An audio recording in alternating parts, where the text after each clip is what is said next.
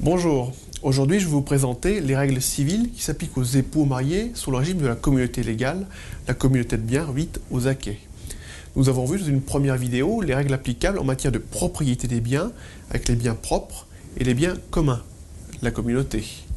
Je vais aujourd'hui vous présenter les règles applicables pendant le mariage en termes de pouvoir de gestion des époux. Les règles de gestion des biens sont différentes selon qu'il s'agit de biens propres ou de biens communs. En ce qui concerne les biens propres, chaque époux administre, jouit et dispose de ses biens librement. Il est libre de gérer son patrimoine comme il l'entend.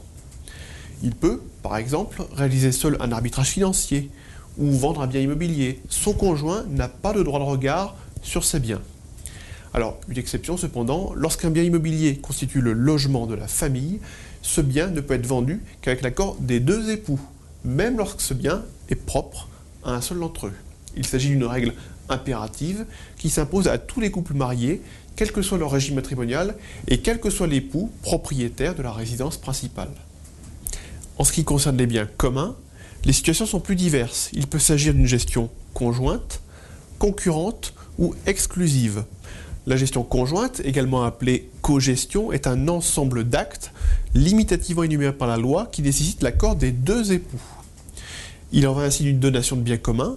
Ainsi, pour donner des biens communs, un époux doit avoir le consentement de l'autre. En communauté, vous ne pouvez donc pas donner des biens communs, liquidités, biens meubles, biens immobiliers, sans l'accord de l'autre époux, même lorsque la donation est réalisée en faveur d'enfants, par exemple.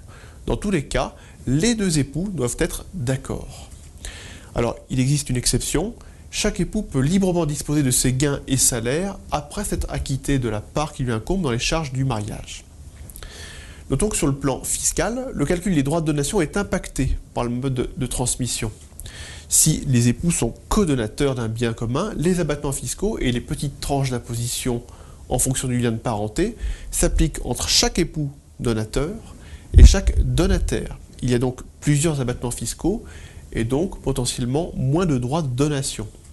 Si un seul des époux est donateur d'un bien commun, et qu'il agit avec le consentement de l'autre, les abattements fiscaux ne s'appliquent qu'entre cet époux donateur et le donataire, ce qui peut être plus défavorable.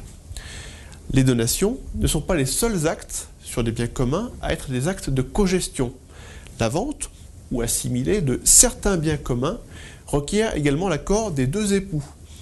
De manière synthétique, sont concernés les actes importants, comme une vente par exemple, qui portent sur des immeubles communs, un fonds de commerce commun ou des parts de société, SARL, EURL, société civile par exemple. Un époux ne peut pas, sans son conjoint, percevoir les capitaux issus d'opérations portant sur ses biens. En ce qui concerne la gestion concurrente de biens communs, il s'agit des actes d'administration et de disposition autres que ceux qui relèvent de la cogestion et que je viens de vous présenter. Chacun des époux peut agir sur les biens de communauté, il peut réaliser un achat, quelle que soit l'importance économique du bien acquis, par exemple acheter une voiture, souscrire un produit financier. Il peut emprunter, il peut vendre les biens meubles courants et il peut conclure certains baux, par exemple des baux d'habitation ou un bail professionnel. Enfin, la gestion exclusive de biens communs vise le cas de figure où un époux exerce une profession qui est une profession séparée. Il a alors seul le pouvoir d'accomplir les actes d'administration et de disposition nécessaires à cette profession. Ainsi, si un époux donc, a un fonds de commerce qui est commun, eh bien, l'époux commerçant a seul le pouvoir d'acheter ou vendre du matériel, embaucher un salarié, etc. Vous le voyez, les règles de gestion sont différentes selon qu'on raisonne sur des biens propres ou sur des biens communs et selon la nature de l'opération envisagée. Je vous présenterai dans une prochaine vidéo les règles de fonctionnement de la communauté légale au niveau de la portée des dettes des époux et les règles applicables à la fin du mariage lors de la liquidation du régime matrimonial. Merci et à bientôt.